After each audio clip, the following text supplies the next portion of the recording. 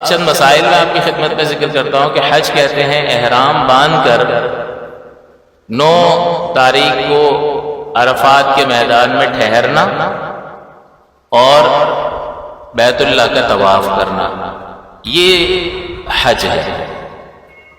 یعنی جس نے یہ کر لیا تو اس نے حج کر لیا۔ احرام نہیں باندھا تب بھی حج نہیں ہوا،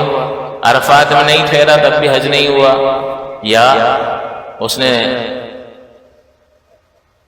طواف ہی ترک کر دیا، بالکل کیا ہی نہیں بعد میں بھی کبھی، تو اس کا حج نہیں ہوا۔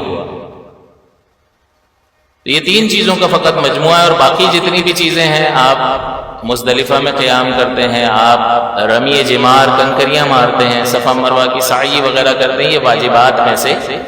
ہیں۔ تو پہلے ہی آپ کو بتا دیا کہ فرض اور رکن علیحدہ چیز ہوتی ہے اور واجبات علیحدہ چیز ہوتی ہے، کہ فرض ایسی چیز ہوتا ہے، شرط ایسی چیز ہوتا ہے جس کے بغیر شے کا وجود ہی پیدا نہیں ہوتا، اور واجب وغیرہ ایسی چیز ہوتا ہے کہ اگر وہ ترک کر دیں تو شے کا وجود تو باقی رہے گا، واجب کے ترک کی وجہ سے کمی اور نقص پیدا ہو جاتا ہے، پھر اس نقص کو دور کرنے کی کوشش کی جاتی ہے۔ جیسے نماز میں واجب ترک ہو جاتا ہے بھولے سے، تو پھر سجدہ صاف کر لیتے ہیں۔ تو یہاں جب واجبات وغیرہ ترک ہو جاتے ہیں تو پھر دم دینا پڑتا ہے، اور پھر اس دم میں انسان کا دم بھی نکلتا ہے۔ تو اس لیے سیکھ کر احتیاط کے ساتھ ان چیزوں کو